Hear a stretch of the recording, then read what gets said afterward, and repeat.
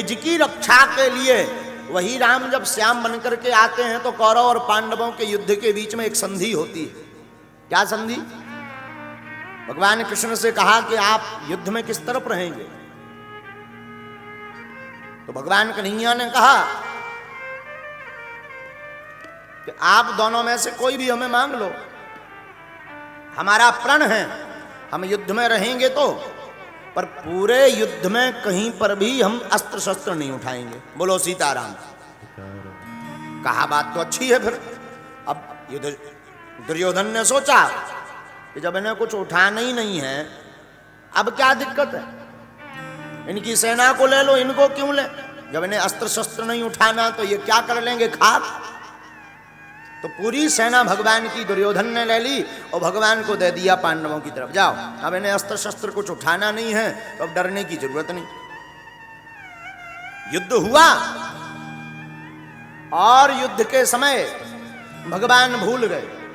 जब भीष्म पितामह से युद्ध चल रहा था, बड़े बड़े योद्धा रण में खड़े हुए थे और अर्जुन के ऊपर जब बार आता देखा कि अर्जुन का शरीर शांत हो जाएगा, जो भगवान प्रतिज्ञा लिए थे कि हम अस्त्र शस्त्र नहीं उठाएंगे, अपना चक्र सुदर्शन नहीं उठाया, रथ का पहिया पकड़ करके भगवान ऐसे दौड़े मानो कोई पवन तूफान लेकर के चला रहा हो और रथ के पहिए को छोड़ करके अर्जुन की रक्षा की हमारे गोविंद ने।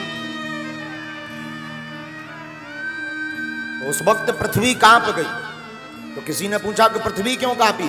बोले पृथ्वी इसलिए कांप गई कि ये बड़े झूठा है, इन्होंने प्रण लिया है कि हम जो है पूरे महाभारत में अस्त्र शस्त्र नहीं उठाएंगे, लेकिन ये तो कुछ ही देर में भूल गए, ये ले फिर रहे अस्त्र शस्त्र अपने भक्त की रक्षा के लिए। तो भगवान ने पीताम्बर नीचे गिरा दिया दौड़ते दौड़ते। पृथ्वी से कहा तुम मत डरो, तुम क्यों कांप रही? पृथ्वी बोली हमें ये टेंशन हो गई कि कुछ दिन पहले हमें भी वचन दिया था कि तुम्हारे ऊपर से पापियों को भगा देंगे, अब हमें डर होगा कि जे भाई साहब तो भूल जा, कहीं हमारा ना भूल जाए तो आफत हो जाए। भगवान ने पीताम्बर छोड़ दिया, तुम डरो मत देवी। भगवान अपने भक्त की रक्षा के लिए संसार का तो क्या, पूरे लोगों का कोई भी नियम हो वो नियम तोड़ने को तैयार है। हाँ, ये भगवान की ही खासियत है, इसलिए भगवान अद्भुत रक्षक हैं राम जी।